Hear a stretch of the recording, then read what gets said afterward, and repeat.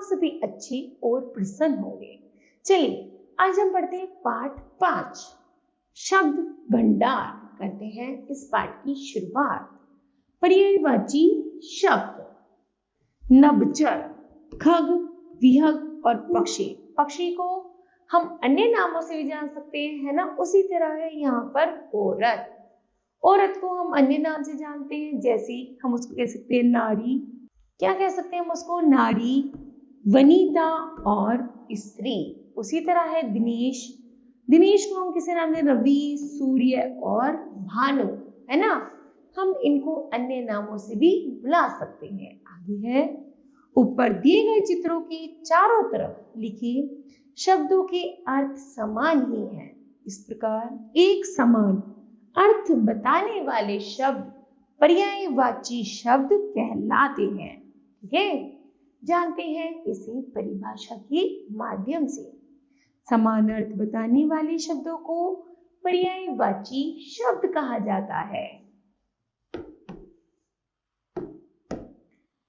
नीचे कुछ प्रमुख पर्यायवाची शब्द दिए जा रहे हैं, इन्हें याद कीजिए। जैसे शब्द है हमारे पास कपड़ा। कपड़े का पर्यायवाची है चीर, वस्त्र, अंबर, पट। स्वतंत्रता का है आजादी, स्वाधीनता, मुक्ति। आकाश का है गगन, अंबर, नभ। सरस्वती का है शारदा, भारती, वाग्देवी, श्वेतांबरा। शक्ति का है ताकत, बल, विक्रम, पराक्रम। इच्छा का है कामना, अभिलाषा, मनोकामना। कृषक का है किसान, खेतीहर, हलधर। झंडा है पताका, केतु, ध्वज, परचम। शरीर का है तन, काया, कलेवर, देह। पत्नी का है भार्या, वधू, सहधर्मिणी, अर्धांगिनी। आंख का है नेत्र, नयन, लोचन, दृग। पर्वत को कहते हैं नग, गिर, पहाड़, शैल आदि नामों से जानते हैं। और है तलवार। तलवार को जानते हैं असी, खड़ग, चंद्रहास, कृपाण। वायु को के अन्य नाम है समीर, हवा, पवन, अनील। पुत्र के हैं सुत, बेटा, तनय, आत्मज। हाथ को है हस्त, कर, पाणी। पत्थर का है प्रस्तर, पाषाण, उपल। सफेद को कहते हैं श्वेत, धवल, शुभ्र। घमंड को कहते हैं अहंकार, गर्व, दर्प, अभिमान। अश्व को कहते हैं घोड़ा, है, तुरंग, घोटक। शत्रु को कहते हैं दुश्मन, अरी, बैरी, रिपो। पुत्री को सुता, बेटी, तनय, आत्मजा। सेवक को कहते हैं दास, नौकर, चाकर। राक्षस को कहते हैं दानव, धनुज, असुर, दैत्य। उसी तरह है आगे बिजली। बिजली को कहते हैं तड़ित, विद्युत, दामिनी। धरती को धरा, वसुधा, वसुंधरा, भू, अवनी। पुष्प को कहते हैं कुसुम, सुमन, फूल, प्रसून। पानी को कहते हैं जल, वारी, नारी, अम्बु। किनारे को कहते हैं तट, तीर, कुल, कगार, साहिल। बादल को जलद, वारिद, मेघ, घन। प्रकाश को ज्योति, आलोक, उजाला, प्रभा। अमृत को कहते हैं पीयूष, सुधा, सौव, अमीय। समुद्र को कहते हैं सागर, रत्नाकर, जलधि, उदधि। पत्ते को कहते हैं पत्र, किसलय, पर्ण। अग्नि को आग, अनल, वहनी, ज्वाला। दिन का दिवस, वार, वासर। कमल को कहते हैं झलज, नीरज, अरविंद, पंकज। मनुष्य को मानव, नर, मानुष। उसी तरह है देश को वतन, राष्ट्र, मुल्क। वन को कहते हैं अरण्य, कानन, विजन, जंगल। बगीचे को उपवन, वाटिका, बगिया, बाग। तालाब को सर, सरोवर, पोखर, ताल। रात को कहते हैं रात्रि, निशा, रजनी, विभावरी। सुगंध को कहते हैं खुशबू, सौरभ, सुरभि, महक। ईश्वर को प्रभु, ईश, ईश्वर, भगवान, जगदीश। आकाश को कहते हैं गगन, आसमान, व्योम, नभ। वृक्ष को कहते हैं विटक, तरु, ध्रुव, पादप, पेड़। भूरे को कहते हैं भ्रमर, आली, मधुकर, अवराह। पावक नदी को कहते हैं सरिता, तटिनी, तरंगिनी, निर्झरिणी। सुबह को कहते हैं प्रात, भोर, प्रभात, सवेरा। अंधकार को कहते हैं अंधेरा, तिमिर, तम। उन्नति को कहते हैं उत्थान, प्रगति, तरक्की, उत्कर्ष। ठीक है, आगे है विलोम शब्द। विलोम शब्द किसे कहते हैं? देखिए बच्चों, आपके सामने चित्र है, इनको देखते हैं। इमली क्या होती है? खट्टा। और ये क्या बना हुआ है चित्र? आम। आम कैसा होता है? मीठा। तो एक दूसरे के क्या है? ये उल्टा है ना? खट्टा का मीठा। उसी तरह यहाँ पर सूर्य निकल रहा है अर्थात दिन, यहाँ पर तारे निकल रहे हैं अर्थात रात। ठीक है, उपयुक्त चित्र में शब्द एक दूसरे से परस्पर उल्टे अर्थ को दर्शा रहे हैं, अतः ये विलोम शब्द है। जानते हैं इसी परिभाषा के माध्यम से एक दूसरे के विपरीत या उल्टा अर्थ देने वाले शब्द विलोम अथवा विपरीतार्थक शब्द कहलाते हैं। नीचे कुछ प्रमुख विलोम शब्द दिए जा रहे हैं, इन्हें याद कीजिए। जैसे सामिश का निरामिष, गुरु का लघु, सुपुत्र का कुपुत्र, आदर का निरादर, सुमति का कुमति, सपूत का कपूत। फिर है सुविचार का कुविचार, आय का व्यय, आजाद का गुलाम, पाप का पुण्य, कृतज्ञ कृतज्ञ, सच्चा झूठा, उपकार अपकार, शोक का हर्ष, सुखद का दुखद, निरक्षर का साक्षर, गृहस्थ का सन्यासी, सूक्ष्म का स्थूल, प्रकट का गुप्त, सौभाग्य दुर्भाग्य, प्रत्यक्ष का परोक्ष, तटस्थ का पक्षपाती, मंगल का मंगल, आदि का अनादि, अमृत का विष, अथ का इति, हानि का लाभ, खुशबू का बदबू, स्तुति का निंदा, यश का अपयश, मौखिक का लिखित, आद्र का शुष्क, वरदान का अभिशाप, उन्नति का अवनति, हर्ष का दीर्घ। उसी तरह कुछ और भी है यहाँ पर विलोम शब्द, जैसी आयात का निर्यात, स्वाधीन का पराधीन, गमन का आगमन, आस्तिक का नास्तिक, खरा का खोटा, शाश्वत का नश्वर,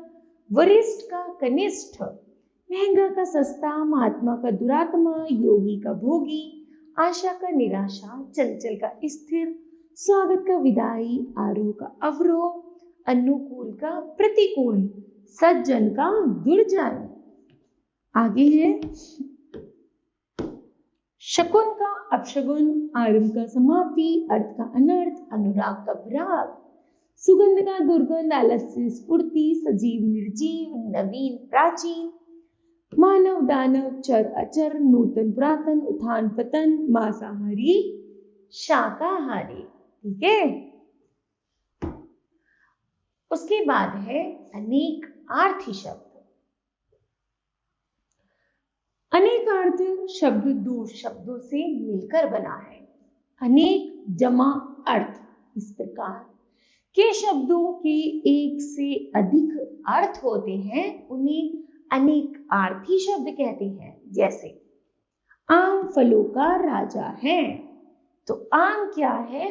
फल है। उसी तरह अमित एक साधारण लड़का है, तो अमित कौन है? साधारण। अर्थात बच्चों, उपयुक्त चित्र में एक ही शब्द के अलग अलग अर्थ दिए गए हैं, ऐसे शब्द अनेक आर्थी शब्द कहलाते हैं। जानते हैं इसी परिभाषा के माध्यम से एक से अधिक अर्थ देने वाले शब्द अनेकार्थी शब्द कहलाते हैं। नीचे कुछ प्रमुख अनेकार्थी शब्द दिए जा रहे हैं, इन्हें याद कीजिए। जैसे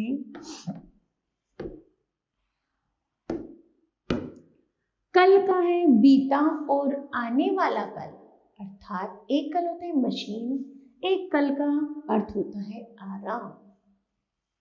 तीर, तीर का है बाण, किनारा, गंगा तट। भेद का होता है रहस्य, अंतर, फूट, भिन्नता। कर कहते हैं एक हाथ को, कर कहते हैं करने की क्रिया को, एक कर होता है टैक्स। उसी तरह भाग एक हिस्सा या भाग्य। हल होता है समाधान, हल होता है खेत जोतने वाला यंत्र। अक्षर होता है वर्ण, होता है अविनाशी, ब्रह्मा और गगन। काल होता है समय, काल होती है मृत्यु, काल है यमराज, काल है लोहा, काल है मौसम। उसी तरह है अर्थ, अर्थ का मतलब, अर्थ का है धन, प्रयोजन, परिणाम और मामला। तार का है तारा, अखंड, चांदी, टेलीग्राम। अंबर का है वस्त्र, आकाश, शून्य, कपास और केसर।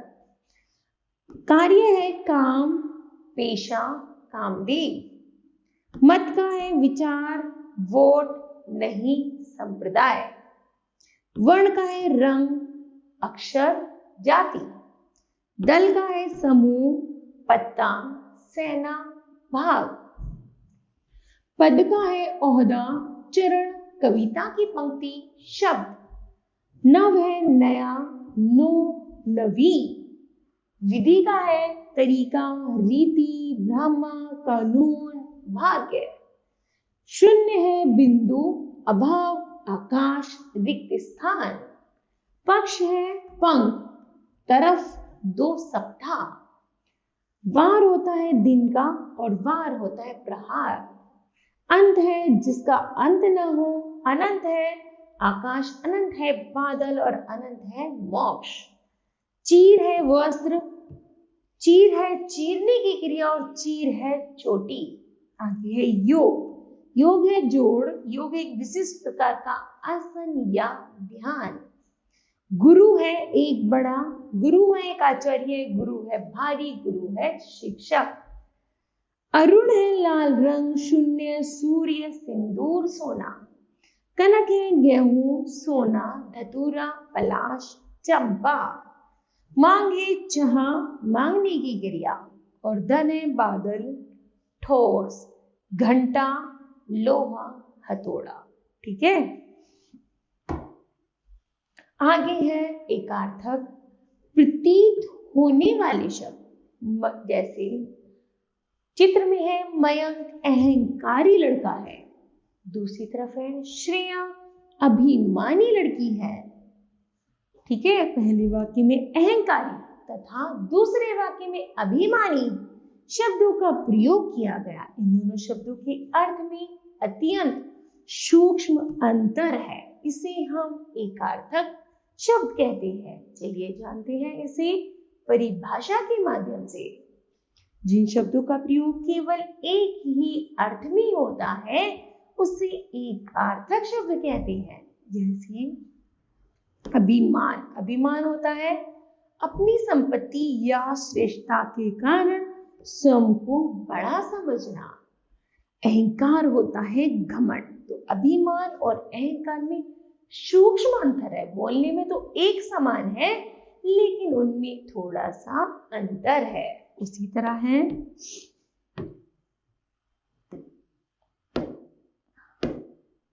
अमूल्य और बहुमूल्य। अमूल्य जो चीज मूल्य देकर खरीदी ना जा सके, बहुमूल्य जिसकी कीमत बहुत अधिक हो। ठीक है। आज्ञा, आज्ञा होता है बड़ों द्वारा छोटों को कुछ करने को कहना, और आदेश होता है अधिकारी द्वारा अपनी अधीन कार्य करने वालों को निर्देश देना। फिर आदि, आदि का है मानसिक कष्ट और व्याधि है शारीरिक कष्ट। उसी तरह अस्त्र का है हाथ से फेंक कर चलाया जाने वाला हथियार, और शस्त्र होता है हाथ में पकड़कर चलाया जाने वाला हथियार। आगे है अवस्था। एक अवस्था होती है उम्र, एक आयु होती है संपूर्ण जीवन काल। अनिवार्य है जिसके बिना कार्य संभव ना सके, और आवश्यक है जरूरी। उसी तरह अधिक, अधिक होता है ज्यादा, पर्याप्त का समय होता है, पर्याप्त का अर्थ है काफी। फिर है अनुरोध, अनुरोध का है आग्रह पूर्वक की गई विनती या प्रार्थना। प्रार्थना का अर्थ होता है विनम्रता से की गई विनती। अपराध होता है कानून रूप से किया गया गलत कार्य, और पाप होता है अनैतिक कार्य। आलोचना होती है गुण तथा दोष प्रकट करना। खेद कहते हैं गलती करने पर दुख प्रकट करना। उपहास अर्थात मजाक उड़ाना। परिहास अर्थात हंसी विनोद करना। इच्छा अर्थात किसी चीज को पाने की स्वाभाविक चाह। कामना होती है अर्थात अभिलाषा। भ्रम होता है मिथ्या झूठा ज्ञान। संधि होता है अर्थात शक। श्रद्धा का अर्थ है अपने से बड़ों तथा विद्वानों के प्रति आदर भाव, और भक्ति का अर्थ है भगवान के प्रति पूज्य भाव। साधारण का अर्थ है मामूली, सामान्य का अर्थ है आम। निरीक्षक का अर्थ है देखभाल करने वाला, और परीक्षक का अर्थ है परीक्षा लेने वाला। सूचना का अर्थ है किसी को बताने के लिए कही गई बात। संदेश का अर्थ है किसी उद्देश्य से कही गई महत्वपूर्ण बात। ठीक है, आगे है भ्रमण का अर्थ है घूमना या सैर। पर्यटन का अर्थ है घूमने की इच्छा से देश विदेश में घूमना। आविष्कार का अर्थ है नई वस्तु का निर्माण करना। खोज करते पहले से विद्यमान चीज या स्थान का पता लगाना। अनुसंधान है अज्ञात तथ्यों का पता लगाना।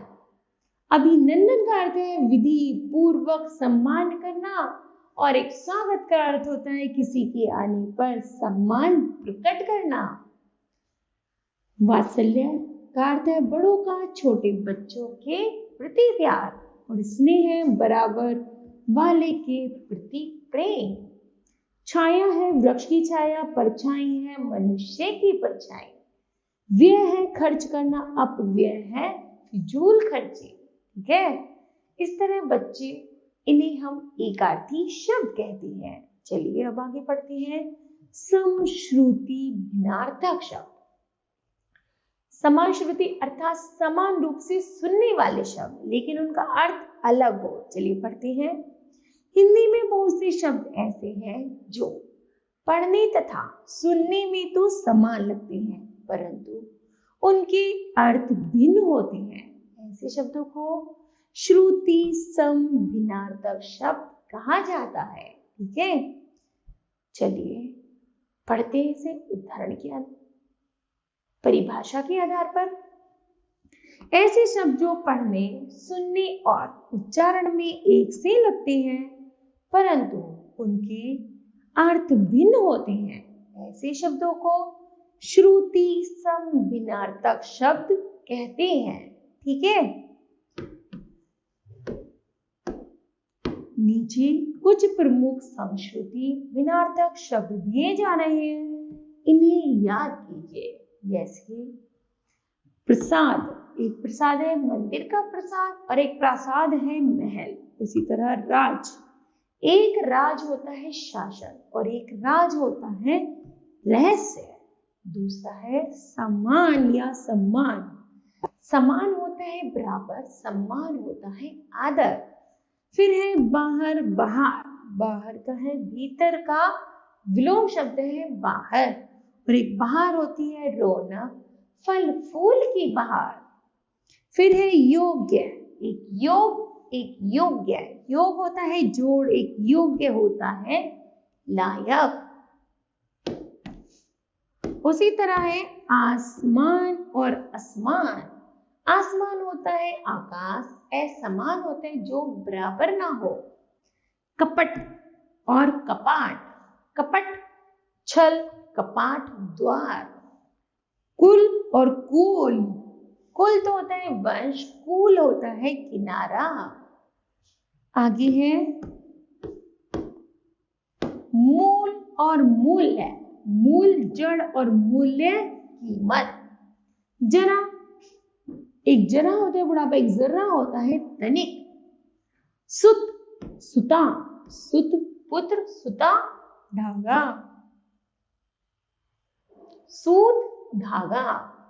हंस पक्षी, हंस हंसना। शाम, संध्या होती है, एक श्याम सांवला श्री कृष्ण जी का नाम है। आगे है शस्त्र और शास्त्र। शस्त्र हथियार, शास्त्र कोई भी धार्मिक ग्रंथ। अन्न, अन्न है अनाज, एक अन्न है दूसरा। अवधि, अवधि है एक समय या सीमा की अवधि, और एक तो अवधि, एक अवधि होती है भाषा का नाम। आगे है चिर और चीर। चिर है वेद या पुराना, और चीर होता है वस्त्र। जलज, जलद, जलज होता है कमल, जलद होते हैं बादल। नीर और नीड़, नीर होता है पानी, नीड़ होता है घोंसला। परिणाम होता है नतीजा, परिमाण होता है मात्रा। अंदर और अंतर, अंदर में भीतर, अंतर में अलग। आकर और आकार, आकर में तो खान भंडार होता है, और आकार का होता है शक्ल या आकृति। फिर है बाग, बाग होता है एक बगीचा, और एक बाग होता है शेर। उस तरह आधी, आधी का आधा हिस्सा, और आंधी तेज हवा। ठीक है बच्चों, जो बोलने में, जो सुनने में एक समान होते हैं उन्हीं को हम समश्रुति बिनार्थक शब्द कहते हैं। आगे है अनेक शब्दों के लिए एक शब्द। ठीक है, अनेक शब्दों के स्थान पर जब एक शब्द का प्रयोग करने से भाषा में संक्षिप्तता, स्पष्टता तथा सुंदरता आती है। नीचे कुछ प्रमुख शब्दों के एक शब्द दिए जा रहे हैं, इन्हीं को हम अनेक शब्दों के लिए एक शब्द कहते हैं। चलिए पढ़ते हैं और इन्हें याद कीजिए। एक तरफ है वाक्यांश और एक तरफ है एक शब्द, अर्थात शब्दों का समूह वाक्यांश है ना, और जब उन शब्दों का केवल एक ही अर्थ निकले उसे हम कहते हैं अनेक शब्दों के लिए एक शब्द। जैसे अपने पर बीती, तो क्या कहेंगे हम उसे? आप बीती। जो सुना ना गया हो, अनसुना। जिसका कोई अर्थ ना हो, निरर्थक। जिसका कोई आधार ना हो, निराधार। जो समाचार पढ़ता हो, समाचार वादक। हाथ से लिखा हुआ, हस्तलिखित। जिसका कोई आकार हो, साकार। जिसके समान कोई दूसरा ना हो, अद्वितीय। जो प्रशंसा के योग्य हो, निंदनीय। जो पहले ना हुआ हो, अभूतपूर्व। जानने की इच्छा रखने वाला, जिज्ञासु। जो आसानी से ना मिले, दुर्लभ। जहां जाना कठिन हो, दुर्गम। जिसका संबंध पश्चिम से हो, पाश्चात्य। शरण मांगने वाला, शरणार्थी। जिसका कोई अंत न हो, अनंत। आगे है जिसका कोई आकार न हो, निराकार। रात में घूमने वाला, निशाचर। कम खर्च करने वाला, मितव्ययी। आगे है जो कहा ना गया हो, अनकहा। जिसका कोई अर्थ न हो, अर्थ हो, सार्थक। जो सहनशील हो, सहिष्णुता। जो समाचार भेजता या देता हो, संवाददाता। जो घोषणा करता हो, उद्घोषक। नीचे लिखा हुआ निम्नलिखित जिसकी उपमा ना दी जा सके, अनुपम। जो प्रशंसा के योग्य न हो, जो प्रशंसा के योग्य हो, प्रशंसनीय। जो पहले हुआ हो, भूतपूर्व। जिसे करना संभव ना हो, असंभव। जो आसानी से मिले, सुलभ। जहां जाना सरल हो, सुगम। ऊपर कहा गया, उपरोक्त। शरण देने वाला, शरणादाता, शरण में आया हुआ, शरणागत, जो कभी ना मरे, अमर, देखने योग्य, दर्शनीय, जीने की प्रबल इच्छा, जिजीविषा, अधिक खर्च करने वाला, खर्चीला या अपव्ययी, अर्थात जो खर्च ना करे, कंजूस या कृपण, जो सब कुछ जानता हो, सर्वज्ञ, जो आंखों के सामने हो, प्रत्यक्ष, जो किसी का पक्ष ले, पक्षपाती, दोपहर के बाद का समय, अपराह्न, जिसमें उत्साह हो, उत्साहित, भीतर की बात जानने वाला, अंतर्यामी, जो कानून के विरुद्ध हो, अवैध या गैर कानूनी, संगीत का विशेषज्ञ, संगीतज्ञ, जिसका इलाज न हो, असाध्य, जिसका इलाज कठिन हो, दुस्साध्य, तप करने वाला, तपस्वी, साथ काम करने वाला, सहकर्मी, जिसका वर्णन न किया जा सके, अवर्ण्य, जो इस लोक का हो, लौकिक, जो आंखों के सामने ना हो, परोक्ष या अप्रत्यक्ष, जो किसी का पक्ष न ले, तटस्थ, जिसका उत्साह नष्ट हो गया, हतोत्साहित, पुष्ट बनाने वाला, पौष्टिक, जो प्रमाण द्वारा सिद्ध हो, प्रमाणित, व्याकरण का विशेषज्ञ, व्याकरण, जिसमें संदेह हो, संदिग्ध, लेख की नकल, प्रतिलिपि, जिसमें संदेह ना हो, निसंदेह, साथ पढ़ने वाला, सहपाठी, साथ चलने वाला, सहगामी या सहचर। ठीक है, इस तरह बच्चों अनेक अर्थों के लिए एक शब्द यहाँ पर समाप्त होता है, अतः यह चैप्टर भी समाप्त होता है। इस चैप्टर के चलिए पढ़ते हैं महत्वपूर्ण तथ्य। जो शब्द एक ही अर्थ के लिए प्रयुक्त होते हैं उन्हें पर्यायवाची शब्द कहते हैं। परस्पर विपरीत अर्थ का बोध करने वाले शब्दों को विलोम शब्द कहते हैं। एक ही अर्थ के अनेक अर्थ बताने वाले शब्दों को अनेकार्थक शब्द कहलाते हैं। जो शब्द किसी वाक्य या अनेक शब्दों के लिए आते हैं उन्हें अनेक शब्दों के लिए एक शब्द कहते हैं। वे शब्द जो सुनने में एक समान तथा लिखने में थोड़े भिन्न परंतु अर्थ में पूर्ण भिन्न होते हैं उन्हें समरूपी या समश्रुति बनार्थक शब्द कहते हैं। जिन शब्दों का प्रयोग केवल एक ही अर्थ में होता है उन्हें एक अर्थक शब्द कहते हैं।